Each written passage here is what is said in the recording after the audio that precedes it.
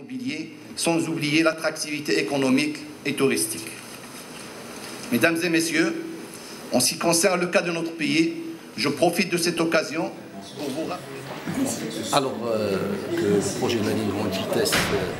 avance à pas sûr, en dépassant aujourd'hui un taux d'avancement de 80%, nous avons organisé ce colloque, bien sûr avec la participation des élus, des gestionnaires de villes, des présidents de région, pour partager par rapport au projet et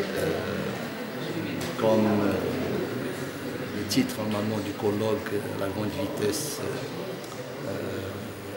accélérateur du développement. Et donc l'idée c'est de voir se mettre autour d'une table avec déjà la présentation de différentes expériences d'un certain nombre de pays qui nous ont devancés dans la mise en œuvre de la grande vitesse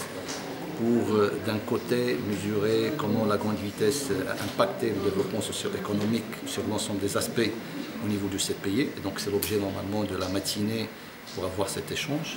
Et l'après-midi, ça serait normalement entre différents intervenants locaux au niveau national, élus, gestionnaires de ville, responsables, présidents des régions, voir comment se préparer pour accueillir la première ligne à grande vitesse, de manière à ce qu'il y ait normalement une convergence en termes normalement de politique de part et d'autre, en termes d'aménagement du territoire, en termes d'accompagnement de l'arrivée de grande vitesse, de manière à pouvoir maximiser la valeur qui serait créée par la grande vitesse et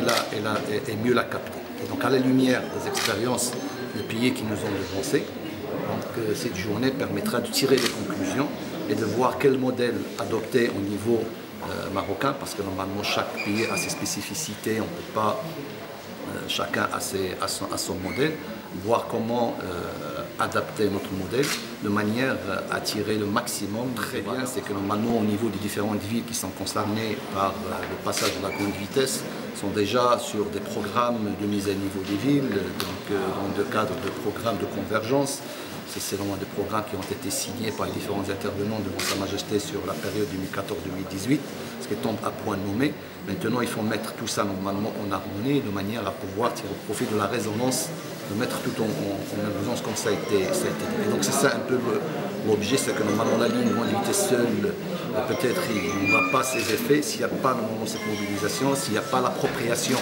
normalement de cette ligne grande vitesse, et ce n'est pas intégré normalement dans tous les plans d'aménagement sur l'ensemble des aspects de développement économique. Et ce qui est recherché, normalement, c'est s'approprier un peu cette ligne grande vitesse par les différents opérateurs, de manière, comme je vais vous dire normalement, de capter le maximum de valeur qui serait créée par cette ligne grande vitesse. Les prévisions d'achèvement des travaux?